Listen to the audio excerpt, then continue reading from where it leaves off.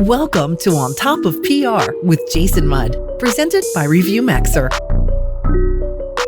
Hello and welcome to On Top of PR. I'm your host, Jason Mudd with Axia Public Relations. And today is a solocast. If you're a regular fan of On Top of PR, you know that every fifth episode is a solocast where we don't have a featured guest. Instead, it's me, and I am walking you through topics, tips, and trends to help you stay on top of PR. Today, I wanted to talk about media pitching and how to be better at it and how to improve your media pitches. I want to start off with kind of setting the stage. So I am a public relations practitioner, public relations professional. I've owned Axia Public Relations for about 23 years. And to that end, I'm clearly not a journalist. I'm not a reporter. But because I write for Forbes magazine, I've written for 45 American city business journals across the United States. And I also have this podcast. Sometimes I end up listed in a media database by a company that provides media contact information as a content creator, as a podcaster, and as a writer of business type articles. But truthfully, I'm not really a journalist. I'm a public relations professional, and I advise corporations and organizations on how to create a good reputation in the marketplace, how to build visibility for their brand and their organization through public relations, thought leadership, and content marketing. I'm setting the stage to tell you all this to say that not a week goes by, and often not even a day goes by, where I'm not receiving some sort of pitch from another public relations professional or somebody just trying to build their name in the marketplace for their organization. And so when I get these pitches, I'm often responding to them just kind of saying, hey, just curious why I'm getting this and how you thought or why you thought it would be a good fit for me. And I would say half the time I get no response, and the other half of the time I get, hey, sorry about that. But what it really is to me is kind of a wake-up call to our colleagues that you should not send a news release or even a media pitch through blast. Like, you should get to know or at least think one-to-one with each media pitch that you send out. I've said it before on this show that in Major League Baseball, if you bat what's called 300, which means basically 30% of the time you get on base, right? They call that batting 300. If you bat 300 in baseball, you're probably a Hall of Fame baseball player in the long run, if not, considered to be an all-star or a key player on your team. I have used that example to illustrate that when it comes to media relations, if you bat 300, or meaning, 1 out of 3 of your media pitches land, you're a Hall of Famer, in my opinion. And I've ran this by some colleagues, and there tends to be consensus that that's a pretty fair statement. Now, some people would think, okay, so the smart answer is if 1 out of 3 is going to work, then I need to go out there and pitch 100 different media outlets, or I need to pitch 3,000 media outlets so I can get 30 hits or 100 hits or 1,000 hits. And by hits, I mean media hits. And that example is not perfect because a pitcher is pitching and a batter is batting. And so, you might confuse those terms. But at the end of the day, getting 1 out of 3 pitches to work means that you're really good. And just like in baseball, that doesn't mean you swing more. It actually means you probably swing less to get the perfect pitch that you want to hit out of the park. So if you followed that illustration, great. If not, I apologize. Either it was confusing or maybe you're just not into baseball. But moving on, point is that more targeted, more selective pitches is going to help you be more successful. During this episode, I wanted to take a look at 3, and if we have time, maybe 4 pitches that I've received in my inbox basically this month, or more specifically in the last week. And I just kind of want to walk you through some of the pros and cons of each of these pitches. Now, if you're listening to this audio version only, number one, you might want to pivot to the video version of this, but I'm going to do my best to set the stage, paint a picture for you and help you see what we're looking for. And I have a feeling that we'll probably link to the PDF version of these media pitches or news releases that I received in our episode notes so that you can take a look at them later. But if you want to listen to this again, please consider the video. But I'm going to tell you information that's going to work even if you're just listening to the audio version. And if you're like me, even if I listen to a piece of content a second time or consume a piece of content the second time, I'm always going to consume and identify and remember or see another tidbit or something that would be helpful. So I hope by reviewing these pitches and what I think they did well and what I think they didn't do well will help you ultimately improve your work. And if you're ever interested, I can certainly be available in a paid consultation to review a release before you send it out. Maybe you want to submit it and I can do it in a video and share it with my followers, or even do an upcoming episode if you guys like this format. Just let me know where we are reviewing some releases. I can tell you from experience that companies that have hired us to take a look at a release, and maybe a release that just didn't get coverage, we've really been able to kind of open their eyes a little bit to why that's not working. And ideally, and more importantly, I think, look at a piece of content or a pitch before it even goes out, before anybody else gets a chance to see it. So with that, I'm going to show you a couple of pitches on my screen here. I'm going to walk you through them. I would love to hear in the comments or otherwise the parts that you thought were valuable, or the parts maybe you agreed or disagreed with me on. Okay, so this is the first example that I want to share. This particular one is Labor Day Reflections, 5 Tips for Comfortable and Independent Retirement. Now, this is the subject line of the email that I received. You can see that there's 2 messages. One is the pitch, and then the second one is my response, where I kind of just asked them, okay, why am I getting this exactly? And as I mentioned, it's in the last week or so. And so there's the timestamp. And, I give them, some kudos to getting this to me in a reasonable timeline before the holiday. But keep in mind, what I write for Forbes and American City Business Journals across the U.S., which I'm not currently doing, but I have done. With Forbes, it usually takes about 2 weeks from the time I submit my article to have it go live. With American City Business Journal, it's usually at least 6, 8, 9 or more weeks in the past when I've done that. And when I do a podcast, I'm usually recording the episode when we've got our act together about 8 weeks, maybe even 16 weeks ahead of time. To be honest, it's lately been more like between 1 and 4 weeks.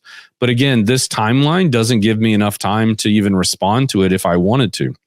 But moving on, and so the message there, just to hammer this home, is you've got to know the outlet that you're pitching, and you got to understand what their timelines and deadlines are. Magazines are working way in advance, just like the example I gave with Forbes and even American City Business Journals. But even if this is the Wednesday afternoon, look at that timestamp before the holiday, I feel like they're still a little late. Maybe at a daily paper that could work, but at a weekly publication, a monthly publication, or even maybe even some online situation, that just might not be enough notice or not enough turnaround time given the evergreen topic. It's not breaking news for whatever reason. But let's move on. First of all, I want to give kudos to this person, and I've redacted the company name and the person's name to kind of protect their privacy because I don't want to call anybody out or embarrass anybody.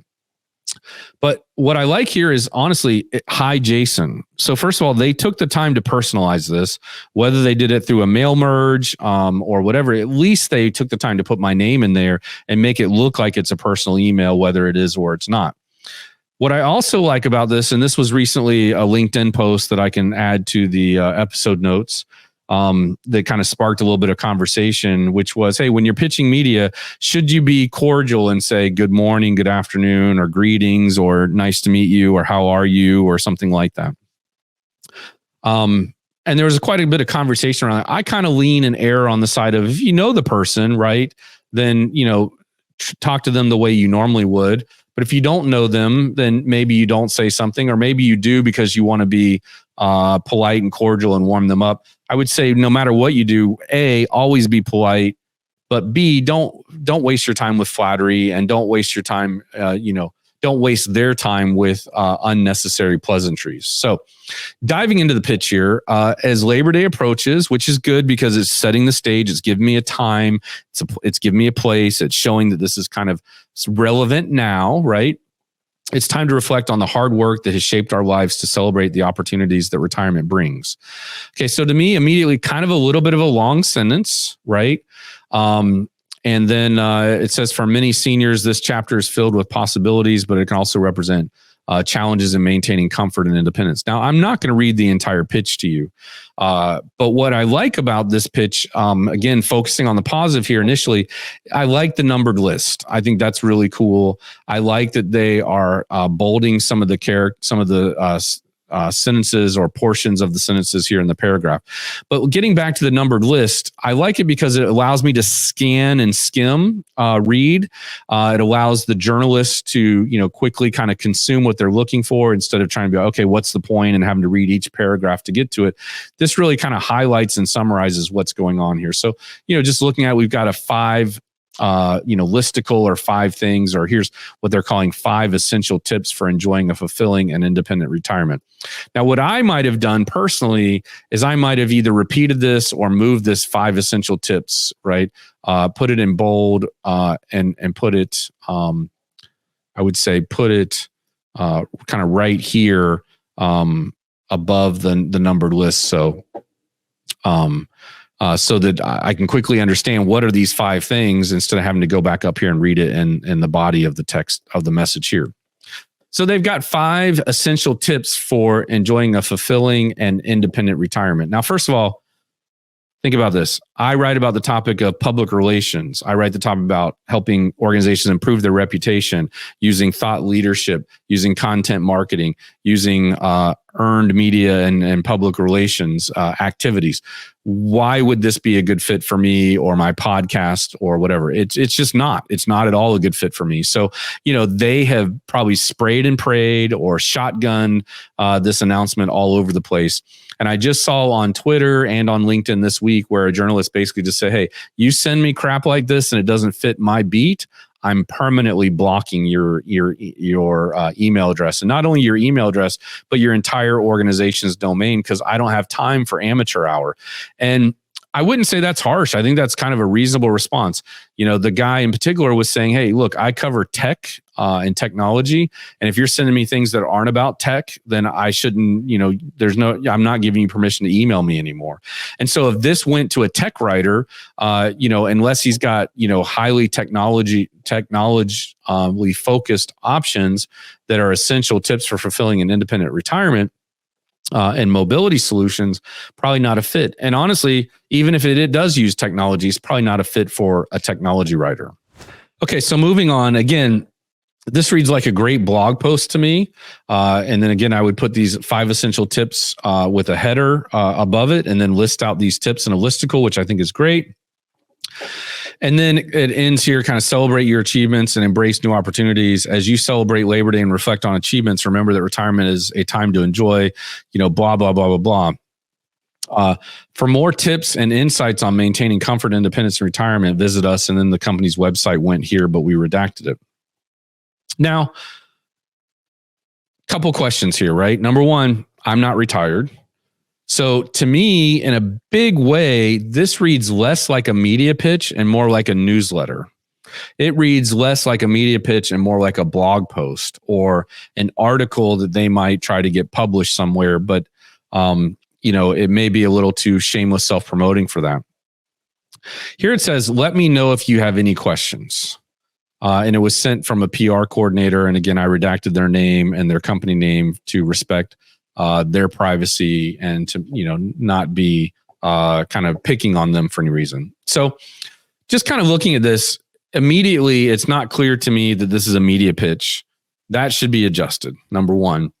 Number two, it should be a teaser. And if you follow me on LinkedIn, I'm a big advocate. I talk about this of 3-sentence media pitches, 3-paragraph media pitches.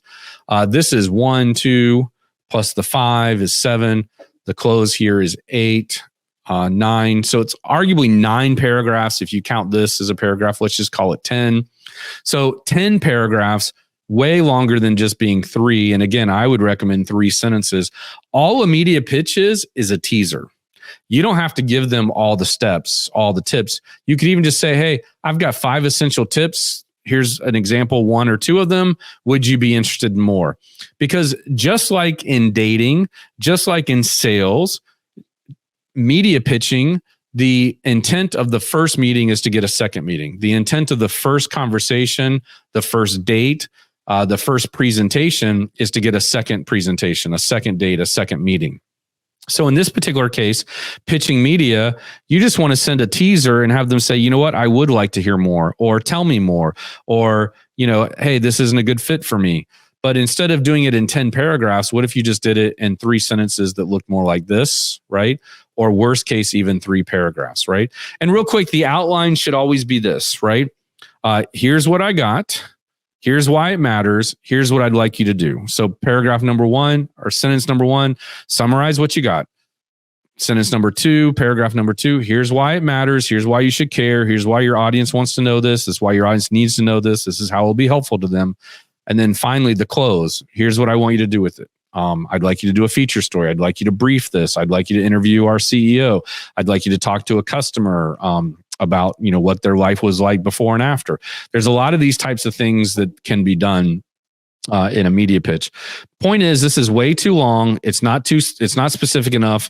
For more tips and insights on maintaining retirement, visit us at whatever. So I don't know if they think this is a submitted article. I don't know if they think this is a newsletter. I don't know what this person wants me to do or why they've sent it to me. I just don't know anything. And I hope you can see this as well. So I'm going to move on to the next item here. This one is about 90 marathons in 90 days. And so here, again, we talked about the introduction, right? Hi, Jason. That's great. I hope you're having a great summer. Yeah, so do I.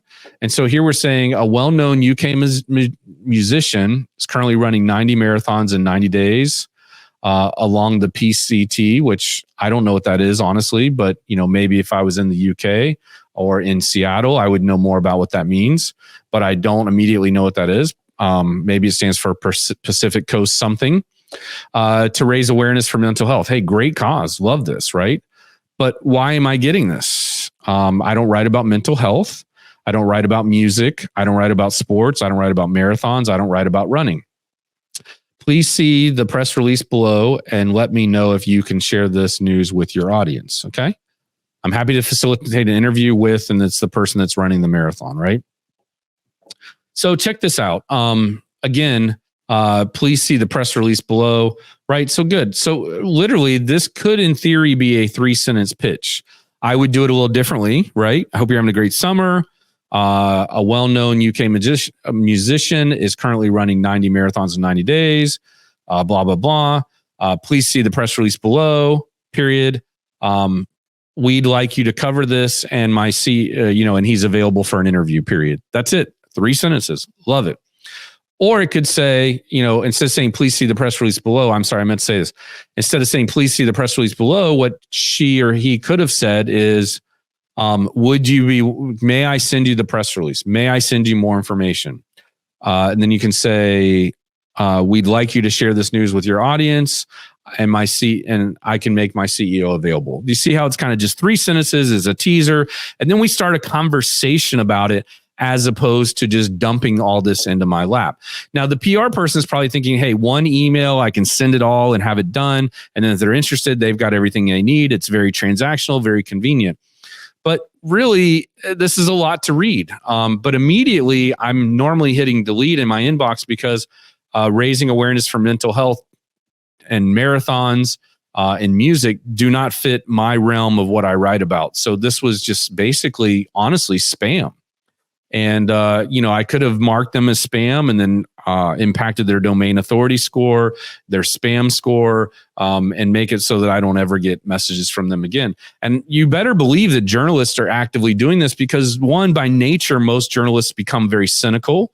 And that's not all of them, but a lot of them are. And number two, they're fed up and frustrated with these types of untargeted, spammy email blasts where they just happen to be in a media database like I am, and they get a whole bunch of unsolicited pitches. So now again, so what proceeds here is basically a dump of the news release. And the news release seems fine to me. You'll see a lot of gaps here because we want to take out their information and things like that. And so there's honestly probably off the cuff. This is a well-written release. This is a UK musician. So maybe it's a UK PR person or PR agency. There's stylistically some things. And the reason I mention this stylistically, there's some things that are not consistent with AP style, which is what most news outlets follow. And therefore my recommendation, most news releases should follow too. And so I'm going to give them a pass that maybe some of these things are not standard because it's UK English instead of US English. But ultimately, it looks like it's a decent news release kind of thing. It's interesting to me. The news release here says, please follow along the journey on Instagram and donate to the cause. I think that that's reasonable to put into a news release because you're hoping maybe the media outlet copies and pastes it and publishes it. But the truth is, it would just be better off, I think, to write a pitch in this particular case. And if they're interested, then you could send the news release later, or you could even offer just to write an article, which is AKA looks a lot like a news release. But, if a journalist looked at this the wrong way, they might say, well, you're asking me to donate because, again, the call to action here is not super clear. There's not a question being asked. It's just, I'm happy to facilitate an interview. Now, most journalists get that this is a news release and, they're not thinking, okay, these guys really want me to donate. Everything else here looks pretty good. I'll just be honest with you. But again, it's long. The big issue here is completely off target. And then there's micro issues like it could be shorter, could have been a conversation, could have been an ask, for permission to send the release. But anyway, point is, I hope this is helpful. By the way, I like the subject line, 90 marathons in 90 days. Wow, right? So that gets your attention. That applies to one of the 10 elements of news. We'll put the elements of news and news factors link to our blog post where we cover that in the episode notes. But, this appeals to one or more of those elements of news. So 90 marathons in 90 days. That's odd. So it appeals to oddity. It's unique. It's interesting. It's not something I've ever heard before. So it does get your attention, especially if I'm a runner or I cover marathons or I write about running. And then again, mental health is also important, but that's kind of missing from the subject line. I'm okay with that. I actually don't mind that because, again, this is a really good subject line. But if you're sending it to a mental health reporter, might be good to put something about mental health in the subject line versus if I'm a mental health writer and I see 90 marathons, 90 days, I'm moving on quickly because I don't have time to read this whole thing. And I probably, by the way, here, inside tip, I probably have 3 to 5 to maybe even 100 other stories I'm working on or pitches that I'm getting in my inbox.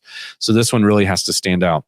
I really think whatever this abbreviation is should have been spelt out. That's a stylistic preference that, we won't spend a lot of time on, even though I mentioned it earlier.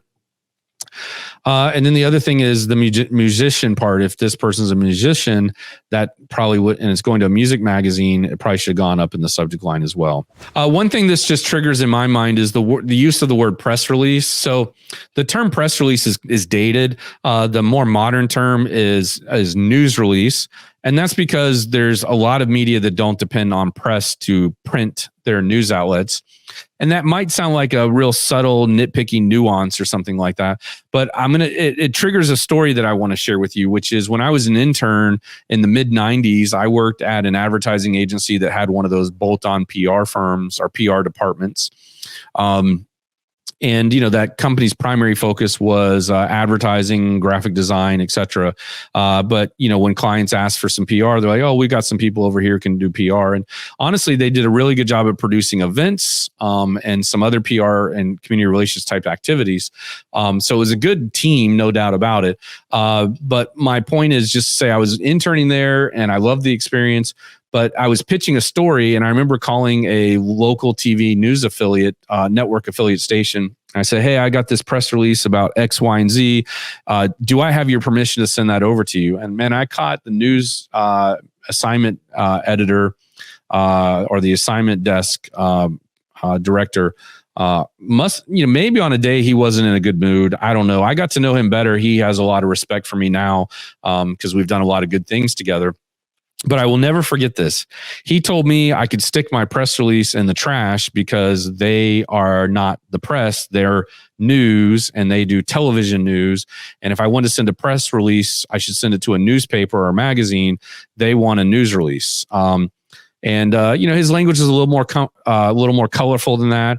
And, I just took it in stride and said, okay, yeah, my bad. But honestly, ever since then, I've just called it a news release. At one point, AP style was news release. One of our copy editors has told me that now it just says either one is acceptable. But I err out towards news release because one, I learned a lesson. I got a little bit in I wouldn't say a fight, but I distracted the assignment editor with my phraseology or the word that I use that made it so that he had a rebuttal to my response, so he didn't have to get another news release sent his way. So my whole point in telling this story is basically that reduce your barriers and get with the language and follow AP style as much as possible. So I've tried to always talk about news releases instead of press releases. I will use the word press release occasionally because it's more commonly termed that. So it's better for search and optimization to use words like press release. But if you want to position yourself as a professional, you have to realize that most media outlets are digital now, and they're just not printing on a printing press like they used to be. And, a century ago, everything perhaps was press. And so that's why it made sense. But now it's news release instead of press conference. It's news conference, although they still call them pressers. Instead of another term is like media release or media advisory and things like that. But, just kind of stay sharp with your keeping up with the latest lingo and jargon, and be thinking about habits we have, taping the news is now recording the news, for example, right? So that seems nitpicky, but it's a barrier that I faced early in my career. All right, so we've got another one here. It says, "Hi, Jason," in the subject, which I know a lot of people are fans of doing that. I'm personally not per se, but there's nothing wrong with that. So this one is, "Hi, Jason," for the subject line, company name, which we've redacted, acquires London-based company name, right? And let me just tell you, when I got this, never heard of either one of these companies. So does that subject line matter to me? Not based on what I know here. So number one, don't know the players of the company names, number one. And number two, there's no additional context on why this matters to me. So if I've never heard of these two companies and they're merging or they're getting acquired, that might not be what I lead in the subject line or even in the headline. Here is something that I'm going to share that most organizations really struggle to get their head around, but a survey was done of most viewed news releases that were posted on a newswire, and the most viewed news releases had three things in common.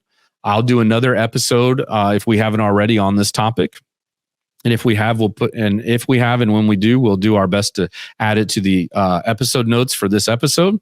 But one of the three things that the press releases had in common, or the news releases, had in common was that the company name was not in the headline of the content of the news release.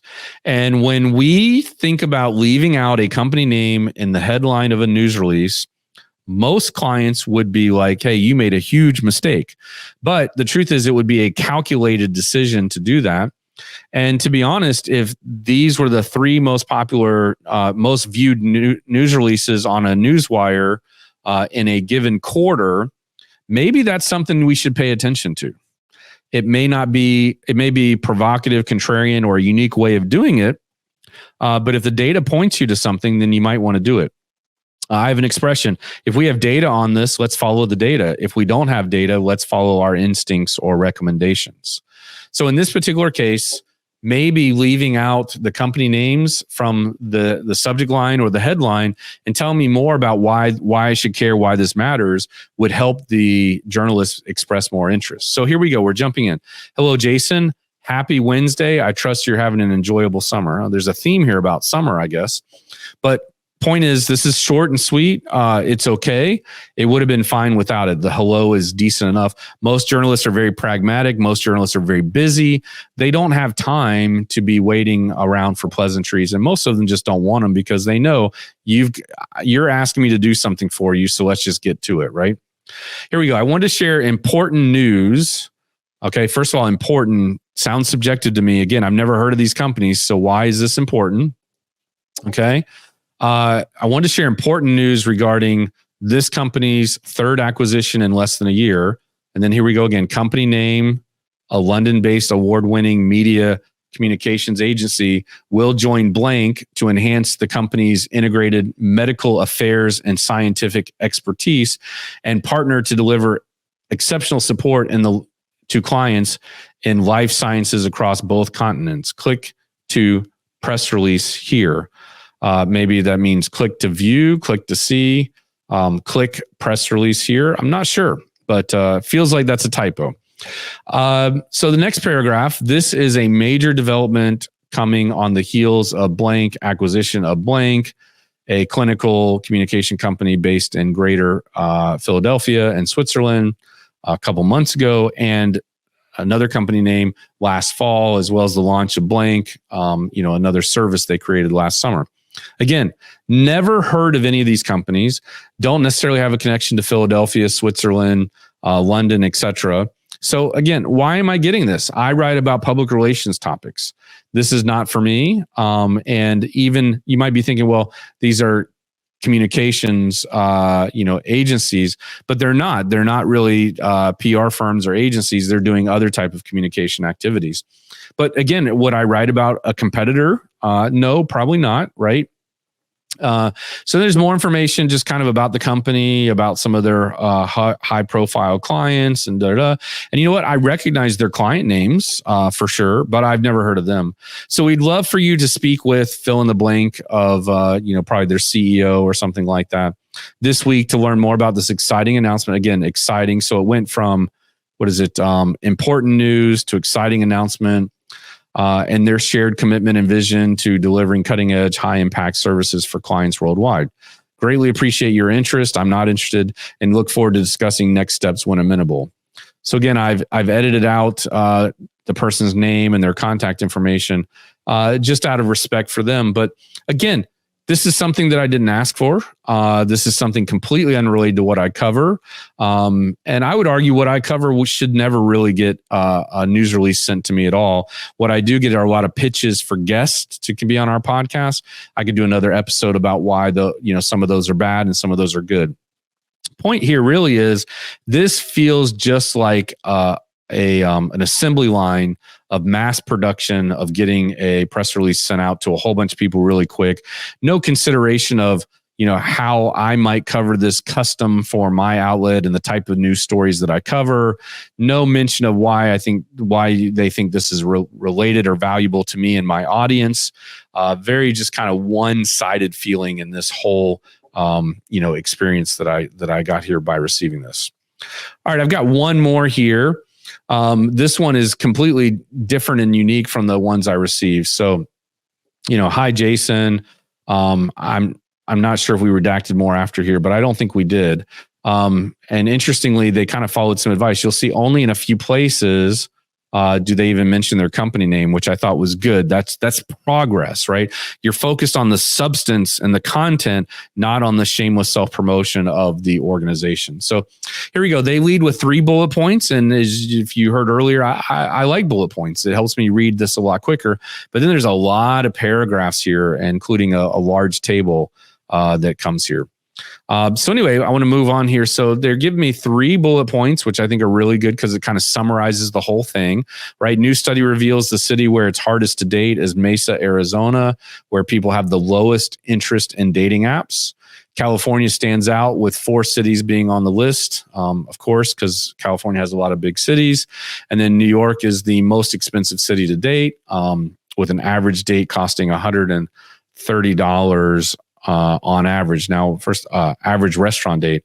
Now, first of all, they've got the word average in here twice, which is just a copy editing mistake, which, by the way, that's why we believe in having copy editors on our team, copy editors on our team who are grammarians. They're experts at what they do. They're the red pen police. They're the people who correct your grammar in public that you don't like. They're people who might not be fun at parties, but they're really good at what they do and making sure our content doesn't have things like this in it, little grammar or typo issues or sentence structure issues. They know AP style, they know inverted pyramid, they know how to write for media outlets, and they customize the content that we're sending so it matches that style of the news outlet. But anyway, obviously New York and probably San Francisco would be number 2 on their list. So there's nothing really profound here that I couldn't have figured out, minus Mesa, Arizona. That was interesting. So what they've done is they've done some research, and now they're productizing it and pitching it for media coverage, which, again, if I didn't cover public relations and content marketing and thought leadership and crisis management, reputation management type topics, this might be interesting to me. But instead of being a B2B story, this is very much a B2C story, which just doesn't fit my writing, my topics, my expertise, or the audience that I serve. But here we go. Recent study conducted by their organization. Now it's telling me, kind of putting these bullet points into the background, which I think, again, was well done. I like how they bolded some of their phrases and things like that. Now, keep in mind, a news outlet is very unlikely to bold this same content. So one challenge with bolding it is, yes, getting my attention as the recipient that you're pitching, but 2, I can't as easily copy and paste this and run it as is, which to me is the ultimate compliment that you did a great news release, is when they copy and paste it and run it verbatim. And anytime they run our news release very similar, or anytime I notice that they basically have taken our news release and ran it, published it, I then like to have at least my copy editor, ideally the account manager, maybe the person that pitched it or sent it, and even me, if I have the time, just for my own knowledge, what did they edit? And do I agree with their edits? And do I think their edits were better? Honestly, a majority of the time, I'm like, oh, I see why they did that. And they were able to do that because they're not as close to it as we are. Maybe because, our client made us do it a certain way, and then the editor edited it, or a copy editor changed it. But I learn from and try to find each way they made those. They changed the news release, so we can consider that change in the future. And with our passion and core value of getting 1% better every day. Moving on, in addition to having bold sections or bold terms in this paragraph, I really love the table. It's clean, it's clear, it makes sense. You can follow along. There's labeled columns, and then the rows here are easy to read. There's a different color for each row, which is great. Surprisingly, you won't see news outlets run bullet point lists as often as I would like. You won't see them bold sections. You'll see a blog do that. You'll see some online publications do that. But, this could make for a good graphic that would go in the article. Although I guarantee you, if somebody picks this up 9 times out of 10, they're not going to publish this table the way that it's presented here. But they do a good job. Then they've got some other points, right, that kind of summarize the same things you saw above. We're starting to get into 2 pages, which I think is really long. And longer than I would recommend. I really think we need to keep it to 1 page, your news release. But again, I'd rather see and have received a pitch first, so I can tell them, hey, I'm the right guy. No, I'm not the right guy. We could start having a conversation about it before he or she just drops a news release in my inbox. And here's yet another email that I've got to look at. All right. The one thing I wanted to point out about this release is that I had my assistant highlight the word spokesperson. So a spokesperson from blank company commented on the study. Okay. And there's a quote right here. All right. So I had to point this out. First of all, a spokesperson from company commented on the study with this quote. No credible news outlet, number one, is likely to take a quote from a news release. And most PR people don't know how to write a great quote in a news release anyway, but that's a whole nother solo cast for another day. What I wanted to dive into here is this generic a spokesperson, right? If you can't tell me who said it, then I'm probably not going to quote you on it, number one. But number two, why can't you say who the spokesperson is? I can't even in my mind think of a reason why not to do that. Unless the news release writer, the media relations professional could not get someone in the organization to stand behind the quote or get the quote approved in a timely manner. And with that, I would empathize, but at least in this case, put their name in it, the person sending the release, right? Put, Jason Mudd, a spokesperson from name of the company, commented on the study. But to just put spokesperson is either lazy or just a disconnect from understanding what the media wants and requires. The other thing I've seen is in a news release, and I don't have an example to show you today, but when it says, Acme Corporation said the following, and it's like a company can't speak, right? A company does not have the ability to say something. A person would have to say something. And if you want to be a smart aleck, you could say, well, AI could say something. Well, okay. So Acme Inc.'s AI engine, said the following, but that sounds still silly. But I've seen two things happen where a quote is in a release that's attributed to the company, which is very similar to this, right? Which really means nobody said it, but somebody had to have said it. So let's give a real name. The other thing I find, and this is funny, is I see where, when one of these companies that have two co-CEOs or co-presidents or two owners, co-owners, they'll try to put a quote in the release. And because of the politics of them being equal in rank, they end up attributing the same quote, one quote, to two people. And I'm like, okay, what happened? Did they say the same thing? They finished each other's sentences. They said the same quote in unison, spontaneously together, that there was this magic moment where you had to cite both of them as being the source to the quote. That's dumb. Like, that's just dumb, because no credible news outlet is going to run a quote from a news release, number one. And number two, if they do, and they will occasionally, but it's rare, if they do it, they're not going to attribute it to a corporate entity or to a building. And they're certainly not going to attribute it to two people saying it and, at the same time. Honestly, depending on the type of story, if it's a feature, they might include, two quotes from two people within the same organization. Even that is extremely rare.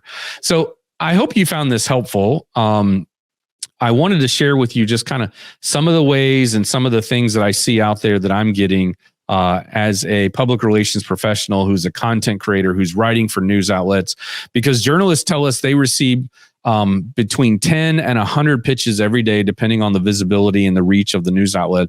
They also tell us it's at a minimum, 3 times as much opportunities or pitches than what they really cover. But they also tell us that about half of the news stories they write come from media pitches. So media pitching works. Media pitching works when it's done right. Media pitching works when you have a relationship or attempt to build a relationship. You don't need a relationship to get media coverage. You need a good story. You need a newsworthy story. But as we dissect and go through these different types of pitches that I shared with you today in these news releases, I hope that you saw 1, 2, or 3 nuggets from each example that you could apply in your organization today to help you stay on top of PR, to help you secure more wins when you pitch, to improve your pitch batting average, and to enjoy more success from the power of PR, of which one of the most recognizable powers of PR, values of PR, is earned media coverage from good media relations. But media relations is not the only type of public relations that there is. And I want to make sure that's clear too. Look, this has been fun for me to go through this. If you enjoyed it as well, let me know. I'll do more of them. If you've got a sample news release that's yours, or a pitch that's yours, or one you've received from somebody else, I'd be happy to look at it and share my feedback. And if you're interested in a one-to-one kind of session, we do offer those types of consultations on our website. I believe it's either under resources and training or resources and consultations or something like that. We'll put a link to that in the episode notes as well. I'm glad to have done this. I'm glad to be here, and I'm glad that you're here too. If you found value in this conversation today, please take a moment to like this, share it, and send it to a colleague you think would benefit from it. My hope is that somehow today I've enhanced the profession by giving back to the profession to make it so that we're better, sharper, and more as public relations and media relations practitioners, but also, so hopefully we're making journalism better. We're making the life of a journalist easier, and we're working with them in a more collegial way to help tell your story, but also to help them do a good job of being a good reporter, a good journalist. And because the more efficient we are with their time, the more they can accomplish, the happier they are and the happier you are. Anyway, this has been Jason Mudd. Thank you for tuning in. I hope something great happens to you today. Be well. This has been On Top of PR with Jason Mudd, presented by ReviewMaxer. Be sure to subscribe so you don't miss an episode, and check out past shows at ontopofpr.com.